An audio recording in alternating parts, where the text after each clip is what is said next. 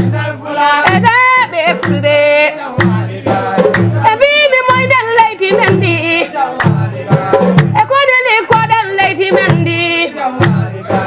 e sabu ko ngeru la mota ko be andan ko hoko tabital pulago yahata e kala ko neddo woni yo woniri Allah te ganden fof no waawo ha heede barke ala ba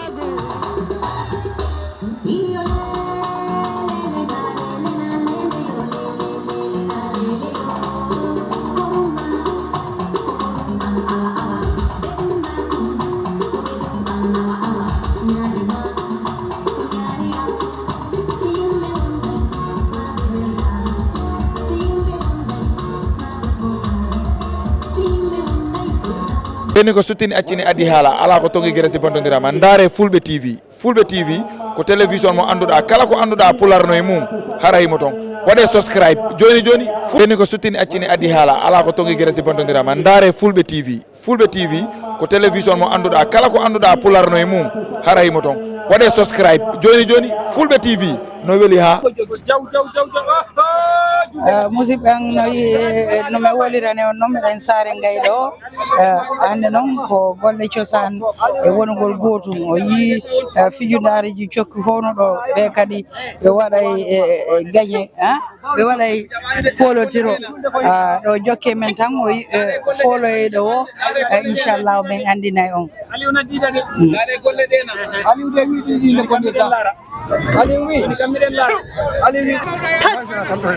boy mo hawi ko ma de kuba eyde tiri kawya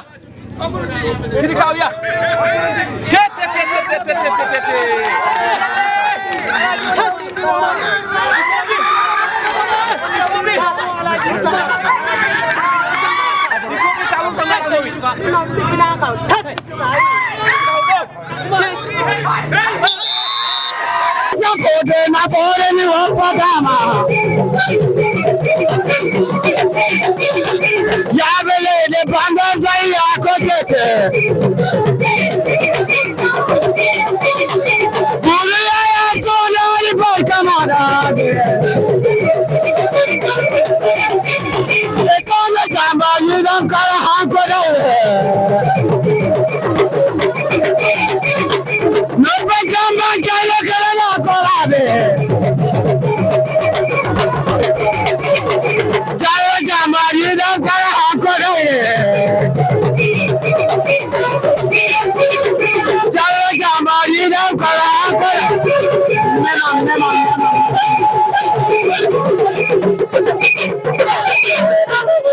on tottiri gorode tati kamɓe mbawiraɓe ɓe ɗiɗo fof ɓe keeɓi mo kala heeɓi worore ɓiɗɗo kala heeɓi worore nde rewɗo hen ko mandu e min yimɓe nayona keddi yimɓe nayona jooɗi ko babiraɓe ɗiɗo ɓiɓɓe ɗiɗo babiraɓe ɗiɗo ɓiɓɓe ɗiɗo no jooɗi gonɗo arde goroje tati babiraɓe ɓe ɗiɗo fof mo kala heeɓi worore ɓiɗɗo kala heeɓi worore kamɓe fof ɓe keeɓi kono noon ko goroje tati ciwtoɗon ko ɓiɓɓe ɗiɗo babiraɓe ɗiɗo kono ɗum wawno wawirde kono ɗum wowi wawirde ɗum ko final tawa meɗen hanki komo wawi ɗum firtude komo wawi ɗum firtude ɗo ha joni koye place gonɗen hanki e hanki ko homo wawi ɗo darade wiya kam hono talata alarba alkamisa aljuma asi walla asi ɗo e gandi ko plat dimanche o wona plat enen o ko hono wiyete e plat talata kono wiyete plat alarba no wiyete plat alkamisa no wiyete aljuma no wiyete plat omo wawi arde kam mi andi tostade ɓe golli gollede maɓɓe ɓe gollide ɓe ciwtitiɗen hanki meɗen ɗum noon en jaari tostannaɓe woni Demba Diallo e monam Dawda Diallo e mbaɗa golle mawɗe e miñam am Omar Diallo golle mawɗon no puuri e final tawa meɗen en tettini darde muɗum sa yehi ko heewi hande hettina yeeƴidaka Allah e gande moɗon ko gonɗon walla ɗiɓe to enen hollidirde kafu o e koɗo men mawɗo ko ɗum ɗon yinno men e siwtinorde joni noon lamdal am ngal comme o wawi kam ɗum firtande ko lamdiri ko nayi continue omo wawi kam fintude tosanaɓe tawa tostanaɓe taɗo de woni noon garolo wi kam ni wawi andude ko babiraɓe ko yimɓe jelani ko hono affaire o yaari ono ko miñamam o nani ɗo o wi ma firtu tinnol ngol ɗum noon alaji alaji o wi o wi bandiraɓe ɗiɗo ɓiɓɓe ɗiɗo no jooɗi goɗɗo ari o tottiri goroje tati babiraɓe ɓe ɗiɗo fof mo kala heeɓi worore ɓiɓɓe ɓe ɗiɗo fof mo kala heeɓi worore on min assalamu aleykum mi salmini kala ko heɗiɗo nini ko tawtora oɗo fina tawa fulɓe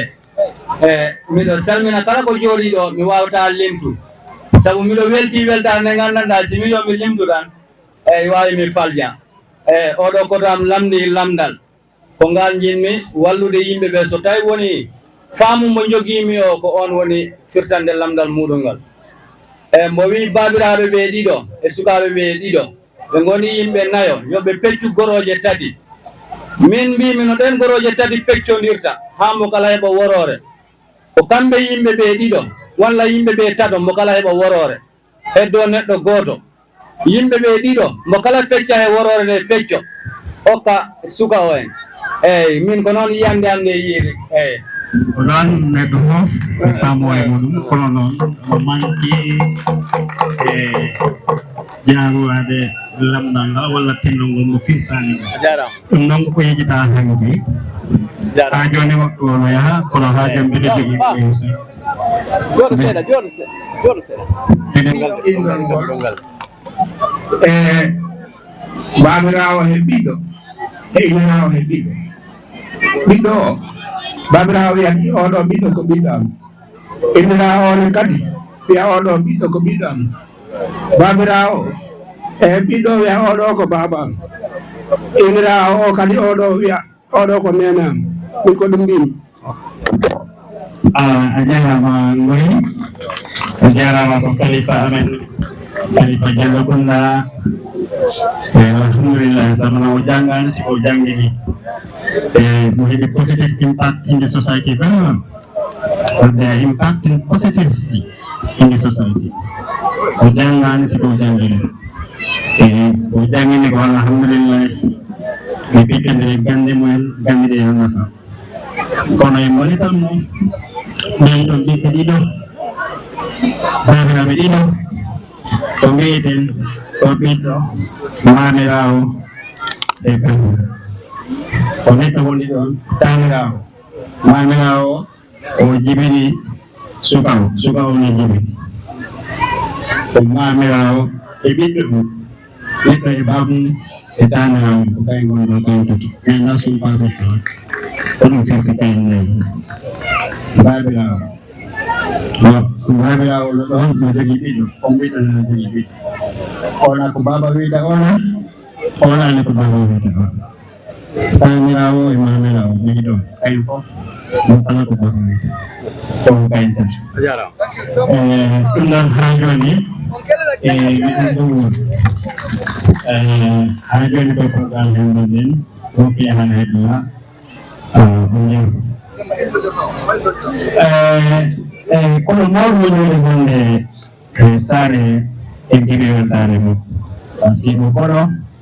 ko peejanowo leydi ndi ɓe goni peejanoɓe leydi ndi kamɓe yarata sa yi hande jamɗe leydi Allah heɓe no peejeje mabɓe ɗe ñaamta kay laata ɗum e persiden ko ɗum ɗo leydi ndi foti yarata kala ko ƴiide développement hande tenggueɗe leydi ndi développement ji kaloje leydi ndi ko Allah heɓe ɗum ko kayno goni ɗo han yorani ɓen ɗo often all letters walla o envelope ko state house mo e jungo président meɗen his excellency président Adama Barrow kono noon en keeɗi koɗo mawɗo mo ganduɗa hande ko kalete ɗo ko kalawo heɓte yono heɓte kanko kono Amerique o jooɗi ɗum o jooɗima Amerique jooɗi ɗum noon kono o yecciti o yii wondema Gambia hande no sohli hakkille o jogui hande fi wawen heɓde ɓamtare ɗum taki ha waɗde leydi Gambia yeeso jomin leydi o hetti ɗum hakkil makko ma o waɗi o leydi waɗi mo advice ɗum noon hande en mbawi wiide ko state house o sehrajo président bamba salo kadi salif mbaɗo salo ne wonno kafu welani en luttoto e kono meɗen mawɗo mo keɗɗen ɗo kono woni jommoje pullo o naati jommoje pullo debbo jommoje pullo gorko ɓe fof ɓe natnama ɓe joɗima e passé mumen ma en kumbito mawɓe nde galano ko mbaɗno hanki ko ɗum ɗo fof yejitaka par ce que ɓe fof ko janggoɓe school ɓe fof ko yaaɓe school ɓe jangi so ɓe yejitani cosan yejitaka ɗo e ɓe ɓoyi ɗon fof ɗon no wonde faaru laagu noddiɗa on noto to heɓon jago en jarama ɓeɗon moɗon kaw on haaji Darko Ba kanko woni fewjano président ono président feere no leydi yarata kono noon ko weltini kam e kulle ɗe fof ganduɗa oɗon ko pullo gaynako ɓiɗɗo pullo gaynako jooɗi state house kanko wiide président ko ni jimmi jara ko ni jimmi mbaɗira ɗum ɗon watta e leydi ndi sa hande alhamdulillah président Barrow o kam the most peaceful president in the world or in Africa aduna o fof o président Gambie o ɓurɗo jogade jam kanko o kam miɗa e makko Allah e président Adama Barrow e advice ji makko ɗum noon honorable Sekou Mbalo enen fof men leydi o woni honorable Sekou Mbalo mo ganduɗa ko wiyta président ko ni jimminaɓeɗen leydi ndi président Barrow hettomo so président Barrow yiɗima wadde gueɗe tan manam wonɗo e nodda ɗum o joɗɗuɗo e président Barrow ko ni jimmi mbaɗi ɗon te ko pullo gaynako e en beltima en komo tawaɗo e jonde nde ko ɗum wonani en e weltare donc e Salif Mbalo mo ganduɗa ko kanko de ambassadeur e atlaji mo ganduɗa ko jikku mum moƴƴo e golle mum ko gollanta leydi ndi ko ɗum taki a waɗa ambassadeur atlaji ko ɗum woni ɓe jiiɗa ɗum foof gam e ɗum mantori wondema kam woni représenté Gambia ɗum noon no jarama e jarama tigui very thank you very much we are grateful our honorable Famara Sabali gorko moƴƴo jiɗan ɗo leydi ndi eɗen gandi darde muɗum ko darani en ko fodde meɗen e dari waktu fof waktu fi keɓen fodde meɗen ene wulni en jii polje ɗe ni ɗo koyta en keɓa électricité Allah heɓi darde maɗa minen kettini darde maɗa honorable Famara Sabali eɗen gandi ko jiɗanɗa sa rende e leydi ndi ɗum fof kamɓe kadi ko pullo gaynako onon waw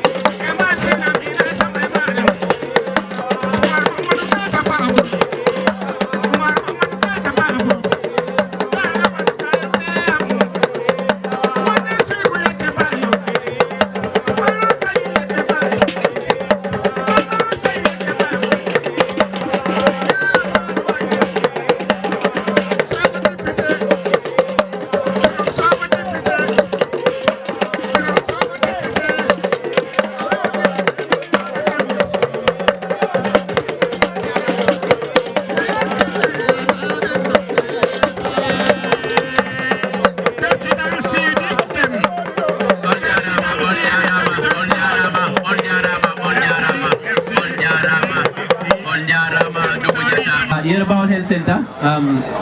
si tawi neɗɗo maɓɓe ɗo kono honorable Sabali iɗo Yerbawol Health Center kamɓe kadi lekki maɓɓe iɗo ombo okkitaki lekki ko Mr Moussa Diallo senior nursing officer MRC Moussa Diallo ar gokka lekki Yerbawol naɓe ki gokkaki honorable Famara Sabali Famara ko député wulli fof kono ko jibinande Yerbawol Famara Diallo Kounda family wi lekkiɗo heddikiɗo min mbawno okkude musidɗal amen kono min mbi ala min gollanta ko leydi ni kono min mbinoni boss amen on fokkiti kala miɗen paala kala jiɗɗo hen jolde kadi min jadata koye laamu sabu ko laamu tan mbawɗa yaadu mbawa jotto yaade to jata to minen min mbi min nangana laamu o ok bisimilla ɓe Yerbawol min tefani pullo min tefani ceɗɗo min tefani sarakule lekki heddiki ki Moussa Diallo golle maɗe sare ngay Diallo Kounda Lamin Diadama oɗo ko loptan Badia Kounda o ko hombo okkirta on ko on okkirta lekki ki en gata so ko on okkirta lekki ki okka Mr Diadama gata so ko kanko okkirta o ko loptan Badia Kounda sago amen tan taw yu ara loptaji ɗi fof min gokkadi hande lekkeji kono ɗeɗe ko keddiɗe toreɗa saabu hande ko a Badia Kounda najo kono kadi ko a ɓiɗɗo wulni moƴƴo te kadi koye Diallo Kounda famille tawaɗa a wona seede wondonoma o ɗo kiɗo lekki ko Badia Kounda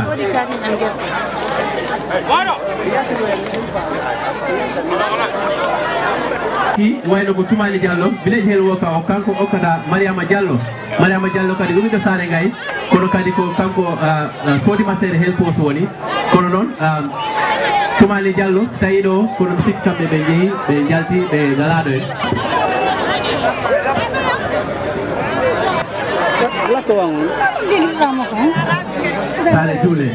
sare juule ko tumanna woni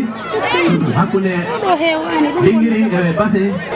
ayo so ɗum yawti kadi yawtire ko cosaan o arta wonde de Maliki Jeeba hokkata lekki ki e inde Saranga e Diallo Kounda e inde laamu o lekki ki yahata ko loptal Goƴol Kouta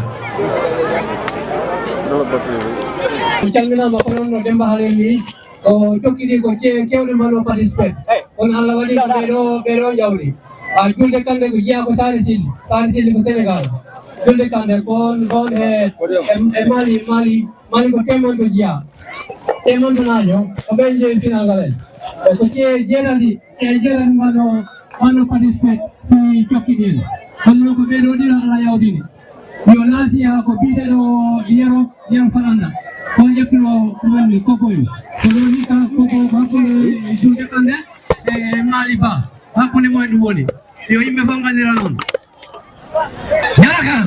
ñargo yappogal gueɗe ehe mbimi kono mi halanma julde kandene hikkay yaya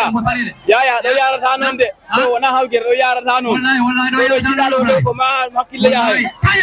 wallahi ay ɗo ko hakkille yahata ɗo wona hawguere he mbimi kono mi halanma ngue cukalelde hangel paride yarata ɗon de ɗo welta yaya si a daari han Mali ko bawɗo tokki no feewi sabu o bila fuɗɗiɗo han catan ala hen to cikkula ko de juude cukalel ngel wawi jokkiɗe Mali andi ko andare ko yero ɗon hikka ɓe mbi yero ko mawɗo yo fofto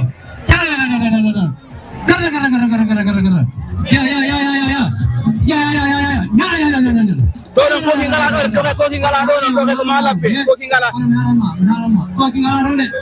de koki ngala tawi mo yaade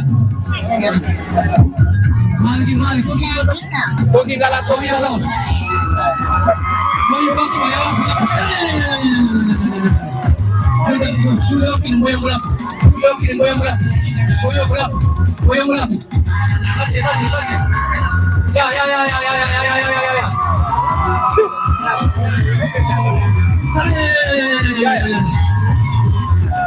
Yo, aja, betul.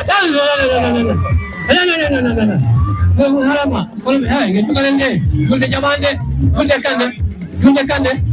kande jamande. Ha mari ba wi me jabata ayada ruto bao. Kone una koki. Ala ni una koki de. Ini kokata. Ai di kokata. Daruta kan orang ngade. Ruto bao. Aya. Ya. Dari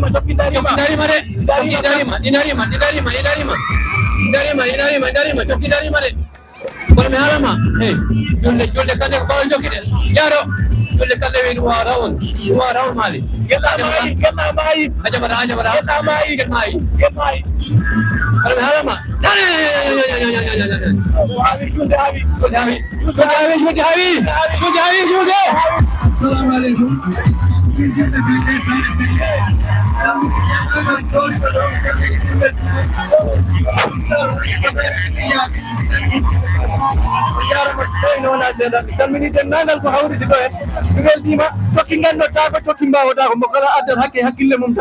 Julle kande hajo men ma ho hika fudda arde eni tokki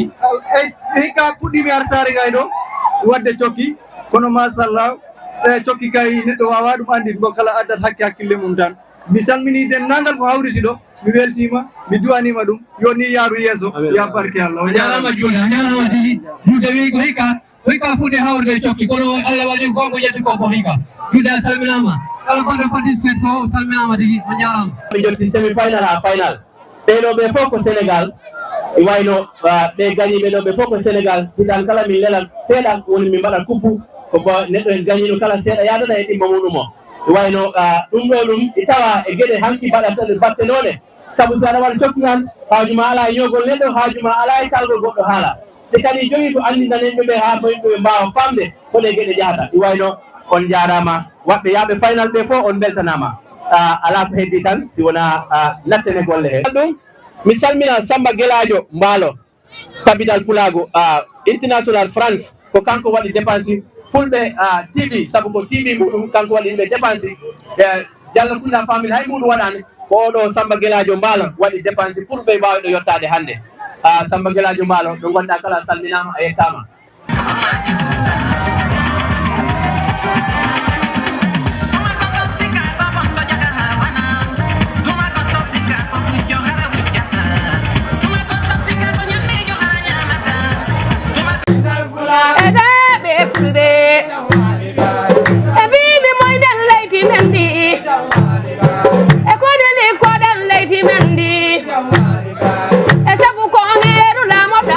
andanno ko hokko tabital pulago yahata